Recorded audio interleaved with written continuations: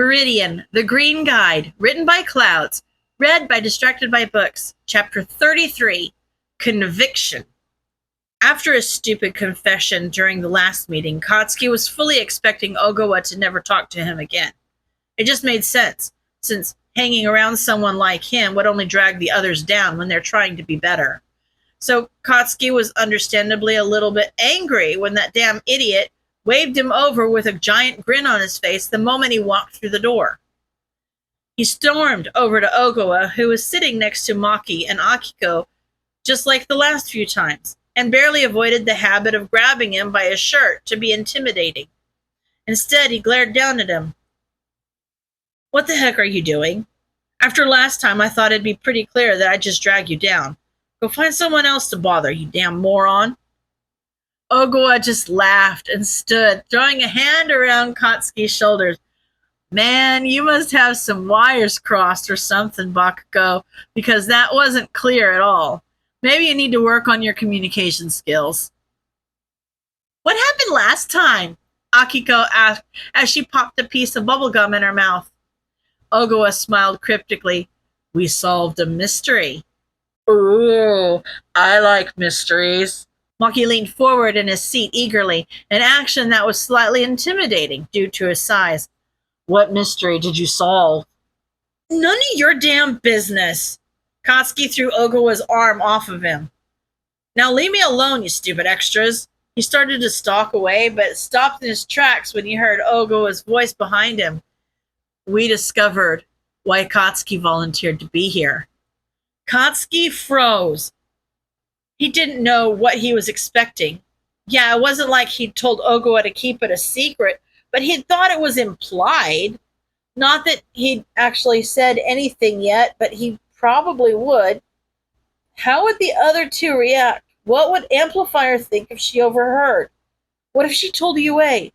What if his own idiocy ruined any chance he had to be the best hero?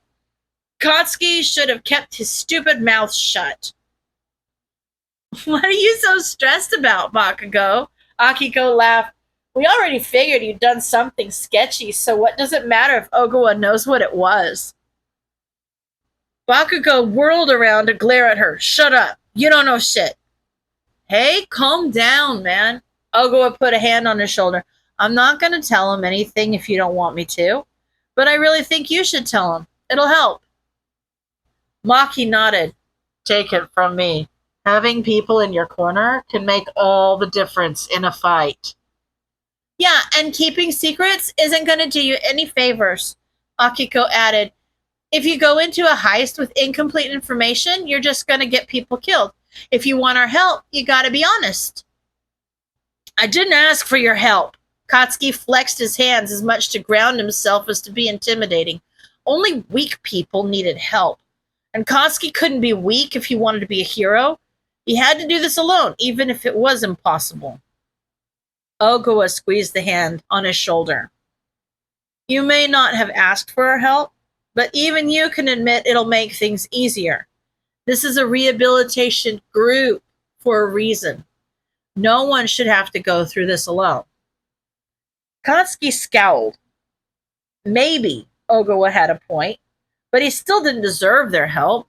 They were the ones that needed their records wiped, and they couldn't afford to get dragged down by a stupid, cruel grade school bully.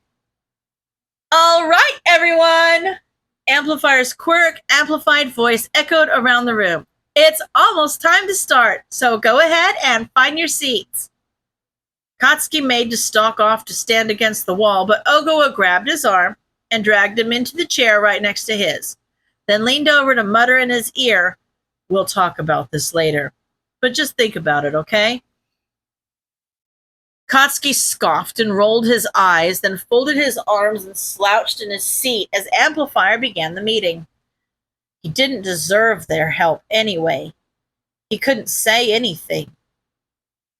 "Today, each of you are going to be making a personal commitment to change," Amplifier said. "It's one thing to say you're gonna change because the government is making you, but it's another thing entirely to make that commitment to yourself." "Yeah," Maki whispered to him. "Real change comes within. Nobody is going to force you to be someone else. Shut up, Katsuki hissed back. I don't need your stupid help. Amplifier either hadn't heard their whispered argument or more likely had decided to ignore it. All right, Bakugo, would you help me pass out some papers?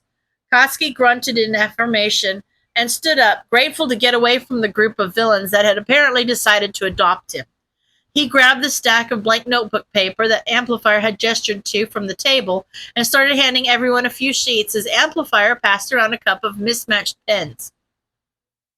Even though he was helping and doing the volunteer work he was technically there for, Katsuki still felt like crap.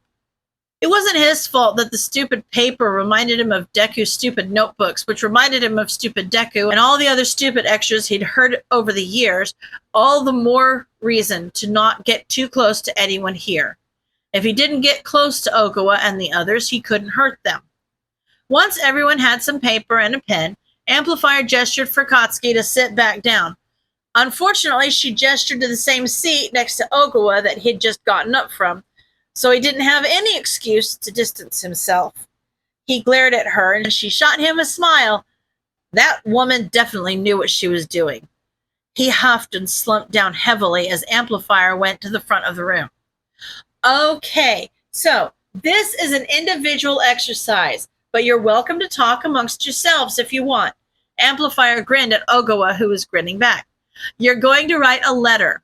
This can be to yourself, to someone important to you, or to no one at all. But in this letter, you're going to commit to be better. Be as sincere as you can in your conviction. Don't make any promises that you don't actually want to keep. Everyone ready? Begin. No wonder they always recruit her to announce stuff. Akiko popped her bubblegum loudly. She does it without even trying. She might just be so used to being an announcer because of her quirk that she talks that way out of habit, Ogawa suggested. You've got a point, Akiko admitted. If only we lived in a world where we weren't typecast based on our quirks. I'll drink to that. Maki laughed. So, kid, who are you going to write to? Katsuki scowled. Who said I was going to write anything at all? You'll only be shooting yourself in the foot if you don't, man. Ogawa pointed out, these exercises are supposed to help us all become better. You can't just not do the work and still expect to reach your goals. Why the frick are you extras so set on helping me? Katsuki griped. I'm not a good person. Neither are we, kid. Maki set a giant hand on his shoulder. That's kind of the point. Yeah, Bakugo. None of us are going to win Person of the Year or anything. Akiko shrugged. That's why we gotta be here for each other, right? We have to have somebody to trust in this crazy, messed up world, right?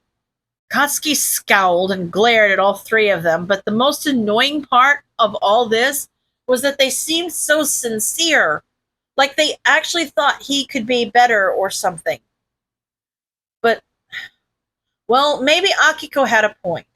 Both her and Ogawa had become villains because important people in their lives had pushed them toward it. And Katsuki would have realized how horrible he was earlier if it wasn't for his stupid teachers and classmates always telling him he was the best. Maybe if he had some people who were also a-holes trying to be better, then that might not be the worst thing in the world, right? He huffed and grabbed the pen. Whatever. So who are you going to write to? My ex. She grinned savagely. It's basically gonna be a giant screw you, you know? Katsuki found himself laughing alongside the others. Yeah, screw him, I guess. What about you guys? I'm writing to my dad, Maki said. He died a couple years back, and I didn't get to see him while he was in the hospital because I was in prison. Not cleaning up my act in time for him to see it is probably one of my biggest regrets. Obviously, a letter isn't going to fix anything, but it just seems fitting, you know? You guys all picked meaningful people, Ogawa pouted, and I'm over here just writing to myself. Katsuki hit him over the head. Shut up. You're trying to be better because it's what you want, right? So why would you write your stupid commitment to anybody else, idiot? Ogawa blinked a few times. I hadn't thought of it like that, man. I guess writing to myself isn't as silly as I thought, huh? Of course it isn't. Maki smiled gently. It's your conviction, isn't it? I guess so. Ogawa laughed. So what about you, Bakugo? Who are you going to write to? Katsuki thought about it for a minute. His first thought was to write the letter to All Might, but that didn't seem right somehow. Yeah, he wanted to be like All Might, but he was a celebrity that Katsuki had never met. If he was going to write to someone else, it needed to be someone personal, someone that he wanted to be better for, someone like Deku. Deku? Akiko frowned. You've got weird friends, Bakugo. What kind of parents named their kid useless? His parents didn't give him that name. Katsuki couldn't meet anyone's eyes. I did. I don't get it. Maki said, is he your little brother or something? No. Ugh, crap. Katsuki hissed, you know how you guys were talking about being typecast because of your quirks? Yeah. Akiko looked at him strangely. What does that have to do with anything? Katsuki sighed. How do you think a quirkless kid would be cast? Her eyes widened as she put the pieces together. Oh! He was the kid you bullied, wasn't he? Ogawa asked gently. One of them. Katsuki grumbled, but Deku got the worst of it. We used to be friends before our quirks came in, but mine was strong. Everybody said it was perfect for a hero, and I guess they all bent over backwards so I wouldn't get in trouble for any of the crap I pulled. I don't know what I was thinking, but he was supposed to be weaker than me, so for some reason, I was convinced I had to put him in his place. He ended up dropping out of school because of it. Whoa. Maki breathed. Nobody even stopped you? Katsuki chuckled humorlessly. Why would they? Deku was just a quirkless weakling. He couldn't bring fame or honor to the school, so why would it matter if a kid like that got a few bruises or burns? Honestly, my teachers probably need these classes more than you guys do. Have you seen him recently? Akiko asked. Since you started coming here? Katsuki shook his head. I'm not going to even try to seek him out until I'm ready to apologize and actually mean it. Anything else would just hurt him even more, and I feel like I've done that enough already. So that's what you write. Ogawa smiled and clapped Katsuki on the back. You tell this kid that you're going to become a better person so that one day you can make amends in person. He pushed a piece of paper toward him, and Katsuki glanced at everyone's faces before he started to write. Their expressions were weird, almost like they were proud of him or something. He must be imagining things. Dear Deku, I'm going to be the best hero. You know that I've never let a little work keep me from being the best. So I'm not going to let this hold me back, okay? I'm going to become a better person so I can stand in front of you and apologize for all the stupid shit I put you through. I'm going to work so frickin' hard because I promised you that I was going to be the best hero, and I intend to keep that promise. Got it? If I'm really serious about being better, I should probably get rid of that stupid nickname, shouldn't I? I'm going to be the best hero, Izuku. See you as soon as I can. Kachan. End of chapter.